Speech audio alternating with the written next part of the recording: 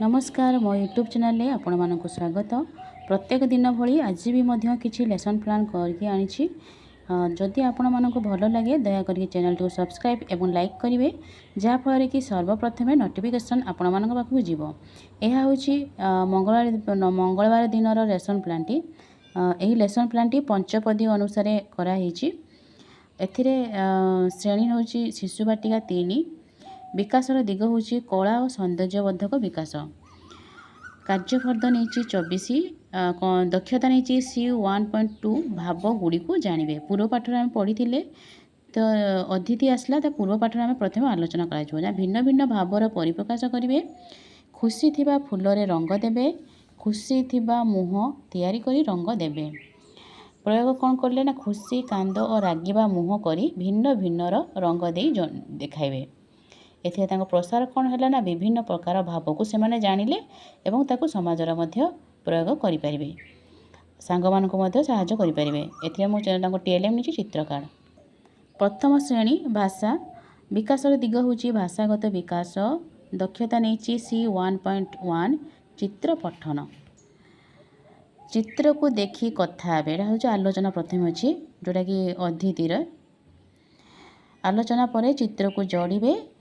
बिंदु को जोड़िबे विभिन्न संख्या दिखाई जोड़िबे। पिलाटी स्वतंत्र भावे बिंदु को जोड़ी अक्षर संख्या करी प्रयोग करि पारुछि। जोड़िबा भी करि पारुछि एवं ताको संख्या रे भी को जोड़ी देखै पारुछि। एते ता प्रसार कोन कला ना जोड़ी बिंदु गुडी को जोड़िबा एवं संख्या को जोड़िबार तार धारणा आसी से ताको समाज रे प्रयोग करि पारुछि। एते टीएलएम नेछि चित्रकार। प्रथम श्रेणी गणित बौद्धिक विकास C1.1 आंब भजी। एथिरे जगर धारणा अच्छी तो प्रथम से विषय पढ़ी आलोचना करा जिवो। गुंडुची मूषा आंब खाऊला विषय आलोचना हम। आलोचन जन जन करी जग देले केते जन आसिले धारणा पाइबे। तो से विषय अच्छी प्रथम गुंडुची मूषा आंब खाऊला तो जन जन गोटे पक्षी जो आसिले केते जन आसिले से विषय आलोचना हेबो। गोटे गुंडुची मूषा खाऊला पुणी आउ गोटे आसला पुणी आउ गोटे आसले तो केते जन लास्ट शेष आसिले केते जन से गणिकी कहे। पिलाटी चित्र को देखी स्वतंत्र कहबो केतोटी चढ़ी और पशु मान आसी आंब खाइथिले और जग देइथिले। एथिरे कौन प्रसार है ना एथिरे पिलाटी गोटी गोटी करी गणिबा मिश्रण धारणा पाइला एवं ताको समाजर मध्य से प्रसार करि पारला। एथिरे ताको मो नेछि टीएलएम स्थानीय वस्तु। द्वितीय श्रेणी भाषा भाषागत विकास।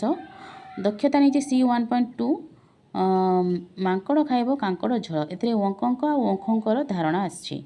पूर्व से पढ़ी तो पूर्व पाठ प्रथम आलोचना करा तो किसी पचरा जुक्ताक्षर शब्द थिबा वंकक वंकक शब्द कि शब्द गठन करी कहयापी कह। वंकक वंकक जुक्ताक्षर को थिबा शब्द गुड़ी से लिखे। किसी अभ्यास कार्य दिहब जोटा कि पढ़ और लेख देखिए पढ़े ताको लिखे। प्रयोग कौन कला ना पिलाटी स्वतंत्र भाव शब्द गठन करी ताको पढ़ी पारुछि एवं लिखि पारुछि तार से प्रसार प्रयोग कर पारला। प्रसार कौन है जानी जुक्ताक्षर को समाज और सांग मान सहित प्रसार कर पारला। जहाँ जानला समाज रे ताको व्यवहार करिवो।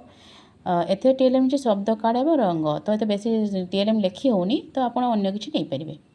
द्वितीय श्रेणी गणित बौद्धिक विकास। दक्षता नहीं C2.1 वस्तु तुलना धारणा करवा धारणा एथिरे अच्छी दक्षता। पूर्व पाठर कौन पढ़ाई प्रथम आलोचना करवा ना फ्लैश कार्ड को देखाइबे केउटी अधिक कम कहिबे। दुईटी फ्लैश कार्ड को देखी केते दश एवं केते एक गठन करिवे से माने। दुईटी फ्लैश कार्ड को नहीं 2 अंक विशिष्ट संख्या गठन करिवे। अभ्यास दिगला बड़ और सान से निर्णय कर देखाइबे अभ्यास करने दिगला।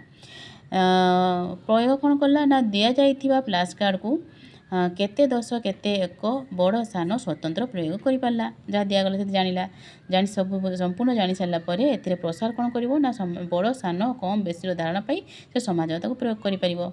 एथिरे ताको टीएलएम नेछि फ्लैश कार्ड और विभिन्न स्थूल वस्तु। तृतीय श्रेणी भाषा विकासर दिग होछि भाषागत विकास। दक्षता नहीं C1.2 जोटा को आवृत्ति अच्छी विषय होछि पिंपुड़ी कविता जो अच्छी ताको आवृत्ति करेंगे। पिंपुड़ीर कार्यकलाप को जानवे से माने। पिंपुड़ी किपरि निज सांगसाथी को झड़ी वर्षा खाद्य संचय करे संचय करुँच से भितर से जानिले। एथिरे ପ୍ରସାର କ'ଣ କଲେ ପ୍ରୟୋଗ କ'ଣ କଲେ ନା ପିଲାଟି ସ୍ୱତନ୍ତ୍ର ଭାବେ ପିମ୍ପୁଡ଼ିର କାର୍ଯ୍ୟକଳାପ ତାଙ୍କର ଏକତା ବିଷୟରେ ଧାରଣା ପାଇଲା ଓ ସମାଜରେ ପ୍ରୟୋଗ କଲା। ଏତେ ସେ ପ୍ରୟୋଗ ଜାଣିଲା। ପ୍ରସାର କ'ଣ କଲା ନା ଏକତା ଏବଂ କଠିନ ପରିଶ୍ରମ ଧାରଣା ପାଇଲା ସମାଜରେ ତାକୁ ବ୍ୟବହାର କରିପାରିବ। ଏତେ ମୁଁ TLM ନେଇଛି ଚିତ୍ରକାର। ତୃତୀୟ ଶ୍ରେଣୀ ଗଣିତ ବୌଦ୍ଧିକ ବିକାଶ ଦକ୍ଷତା ନେଇଛି C2.1 ଆସ ଖେଳିବା ଆକୃତି ଧାରଣା। ତାଙ୍କୁ ଲୁଡ଼ୁ ଗୋଟି ଦିଆଯିବ ତ ତାଙ୍କୁ ପ୍ରଥମେ ପୂର୍ବ ପାଠର ଆଲୋଚନା କରାଯିବ। ତାକୁ ଲୁଡ଼ୁ ଗୋଟିର ଧାର ପାର୍ଶ୍ୱ ଭିତରେ ତାଙ୍କୁ କିଛି ଆଲୋଚନା କରାଯିବ।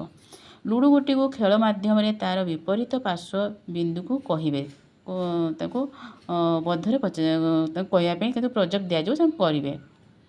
6ଟି ବିନ୍ଦୁକୁ ସୂଚିତ ପାର୍ଶ୍ୱରେ ବିପରୀତ ପାର୍ଶ୍ୱରେ କେତେ ଗୁଡ଼ିଏ ବିନ୍ଦୁ ଅଛି ଜାଣି କହିବେ। ତ ଗୋଟେ ବିନ୍ଦୁ ଲଡ଼ୁ ଗୋଟି ଗଳେଇବେ ପକାଇଲେ ତା ବିପରୀତ ପାର୍ଶ୍ୱରେ କେତେ ଅଛି ସେମାନେ କହିବେ। ଏଇଟା ତାଙ୍କୁ କ'ଣ ଅଭ୍ୟାସ କଲେ ପିଲାମାନେ ତାଙ୍କୁ ସମସ୍ତେ ମିଶିକି ଅଭ୍ୟାସ କରିବେ ପକାଇବେ ଜଣ ଜଣ କରି କହିବେ। ପ୍ରୟୋଗ କ'ଣ କଲେ ନା ସ୍ୱତନ୍ତ୍ର ଭାବେ ଭିନ୍ନ ଭିନ୍ନ ଆକୃତିକୁ ନେଇ ଭିନ୍ନ ଭିନ୍ନ